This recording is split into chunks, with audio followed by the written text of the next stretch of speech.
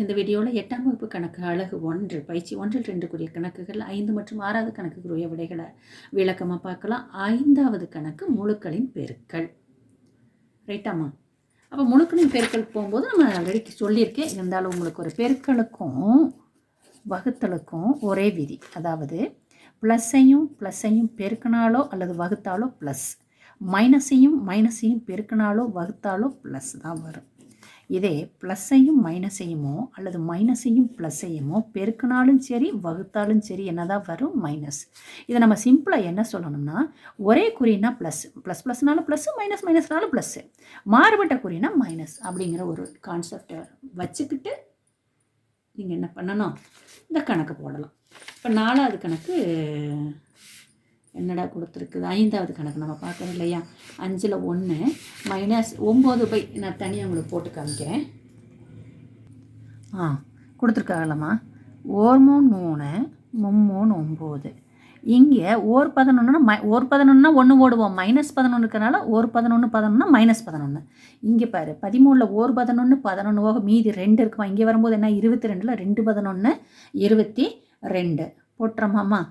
இனி என்ன பண்ணுறேன்னா, ஓர் 3 நான் 3 12. அதாவது இந்த கிராஸாவோ மேலேங்கிலையுமே ஒரு பகுதியையும் ஒரு தொகுதியும் தான் அடிக்கணும். அப்போ அடித்தது போக மேலே 1 இருக்குது, இங்கே என்ன இருக்குது? -1 இருக்குது, கீழே என்ன இருக்குது?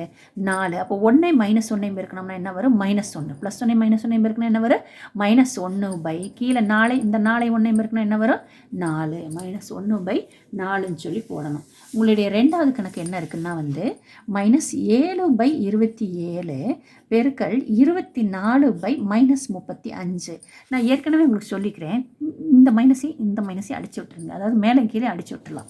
இப்போ பாருங்கள், 1 7 5 35 சுருக்கலாமாம்மா.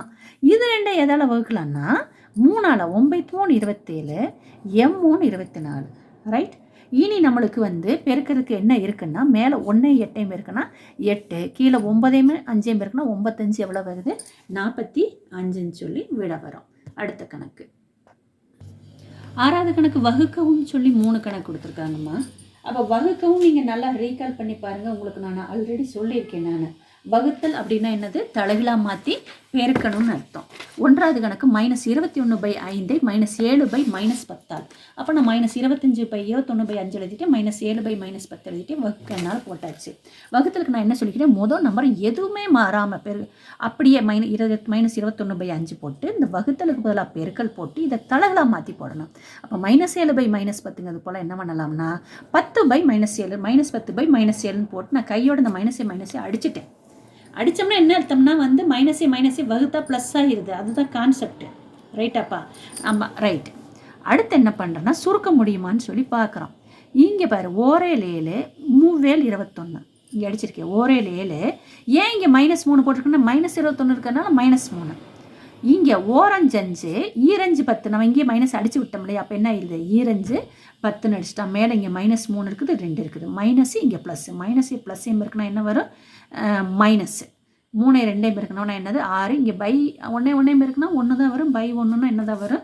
1 தான் வரும். அப்போ இந்த அடுத்தது 2வது கணக்கு உங்களுக்கு டைரெக்டாக போட்டு காமிக்கிறேன். நீங்கள் என் கூட சேர்ந்து சொல்லிட்டே வாங்க.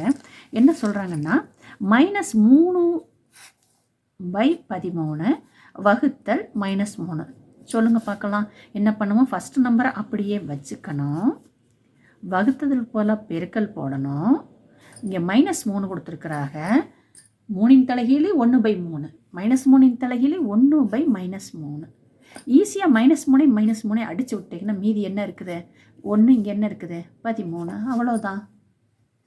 அடுத்த கணக்கு -2ஐ -6/15 வகுக்க. அப்போ -2 முதல் நம்பரே அது என்னவாக இருந்தாலும் அப்படியே வச்சுக்கிறோம். வகுத்தலுக்கு போல பெருக்கல் போடுறோம். -6/15ங்கிறத 15/-6ன்னு போடுறோம். இங்கே மேலே தொகுதியில் ஒரு மைனஸ் பகுதியில் ஒரு மைனஸ் அடித்து விட்டுருங்க. 1 2 3 2 6 அடிக்கலாமா? இந்த பகுதியில் இருக்கிறத 1 3 3, தொகுதியில் இருக்கிறது I3 15. கடைசியில் நம்மளுக்கு என்ன இருக்குது? 5/1. அந்த 1 போட வேண்டியதில்லை. கடைசியில் என்ன தான் இருக்குது? 5 இருக்குது. அதனால் நம்ம என்ன பண்ணிடுறோம்? 5 போட்டுறோம். தேங்க்யூ.